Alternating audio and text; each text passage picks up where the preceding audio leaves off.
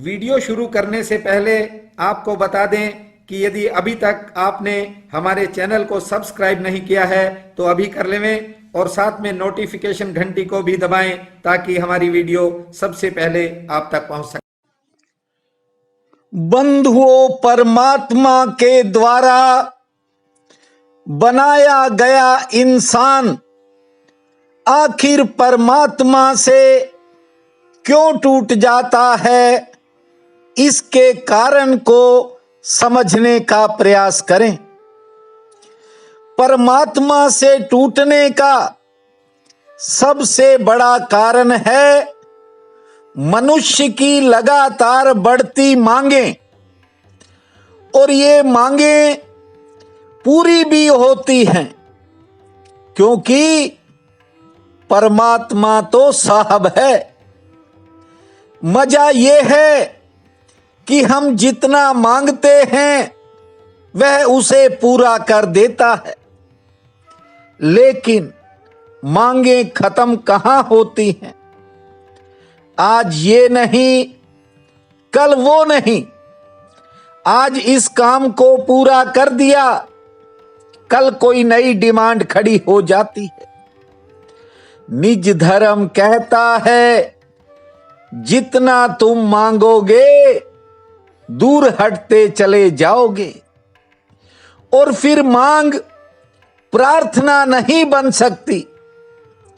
जिन वासनाओं के वशीभूत होकर आदमी उसके दरबार में भिखारी बन के खड़ा हो जाता है, इन वासनाओं को गौर से देख लो।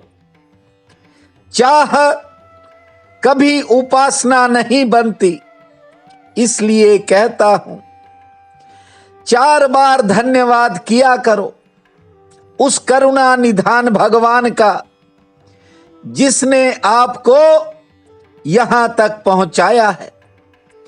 किसी का बीवी के साथ झगड़ा है, किसी का पति के साथ झगड़ा है, दोनों अलग अलग परमात्मा के द्वार पर खड़े हैं। अब जरा सोचो परमात्मा क्या करे।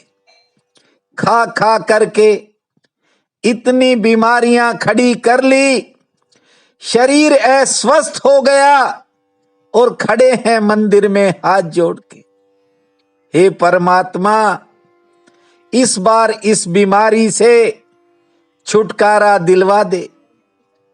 किसी की नौकरी खो गई और किसी को कुछ मिला नहीं, यानी हर इंसान कुछ न कुछ पाने के लिए खड़ा है। मैं कहता हूं परमात्मा हर इंसान की ही नहीं, पशु पक्षी पेड़ पौधों तक की जरूरतें पूरी करता है। लेकिन ये इंसान है, हालांकि बनाया हुआ भगवान का ही है, लेकिन इसकी मांगें निरंतर बढ़ती ही चली जाती हैं। आज एक भाई का कानपुर से फोन आया, कह रहा था कि अब तो घर का गुजारा करना भी मुश्किल हो गया है। न जाने कोरोना के बाद हमारा आर्थिक सिस्टम क्यों बिगड़ा, कैसे बिगड़ा, ये मैं नहीं जानता। कृपया आप मुझे मार्गदर्शन करें। इस भाई का कहना था कि मैं सब कुछ करता हूं, सब उपाय करता हूं, लेकिन फिर भी परमात्मा राजी नहीं हो रहा। बंधुओं, जरा सोचो, उसके द्वार पर खड़ा होकर व्यक्ति क्या कर रहा है।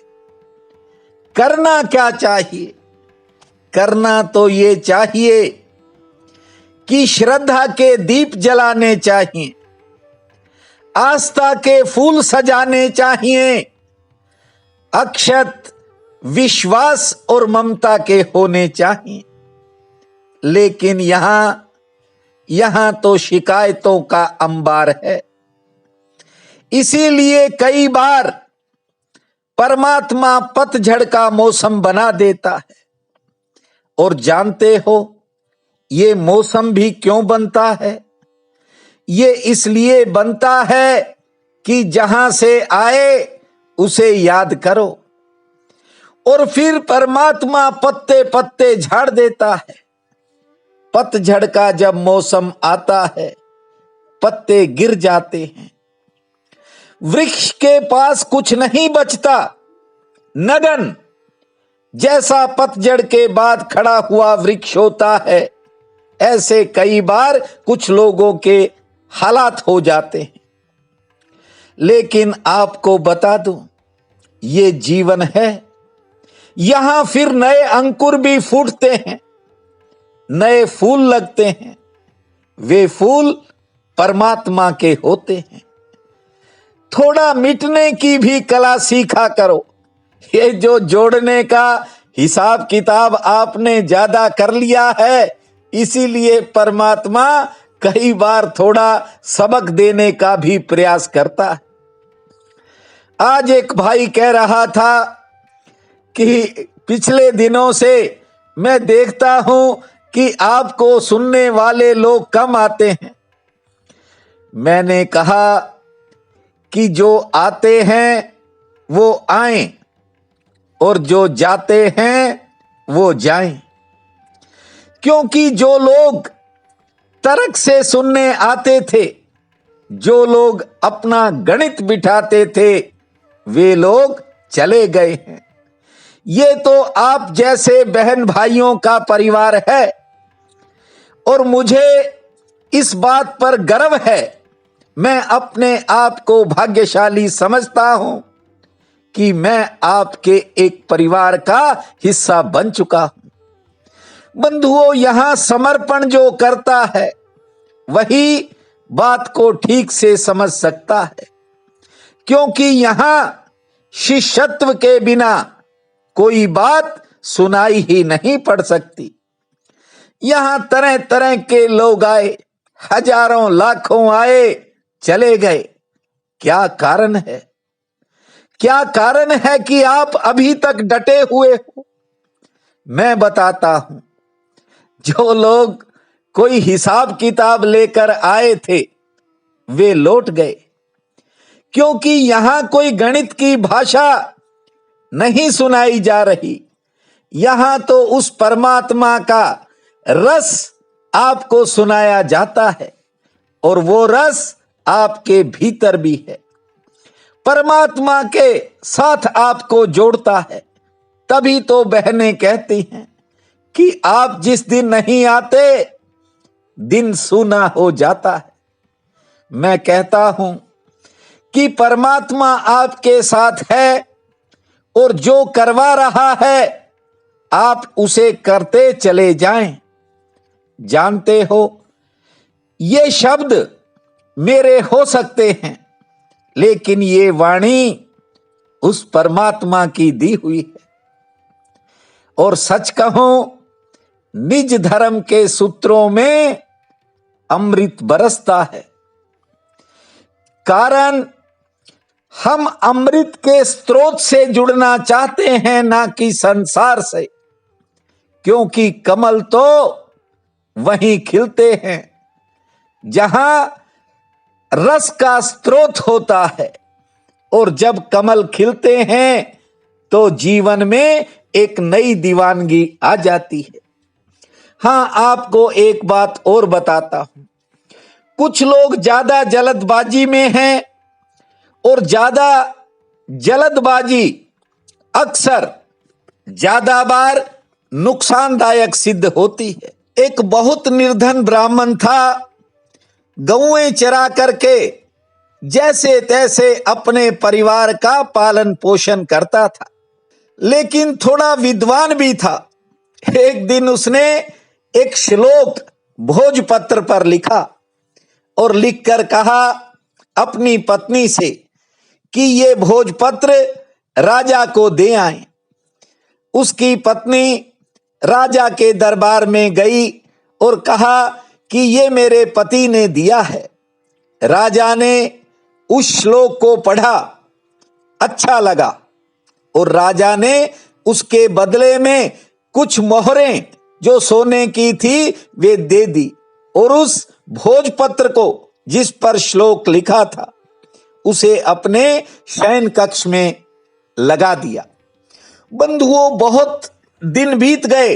एक दिन राजा संध्या काल का शिकार खेलने गया, लेकिन न जाने क्यों राजा ने अपने आप को अस्वस्थ समझा। राजा को लगा कि आज शिकार नहीं कर पाएगा, इसलिए वह बहुत जल्दी वापिस आ गया। अभी मध्य रात्रि थी। राजा ने जो ही शयन कक्ष में कदम रखा, हैरान हो गया।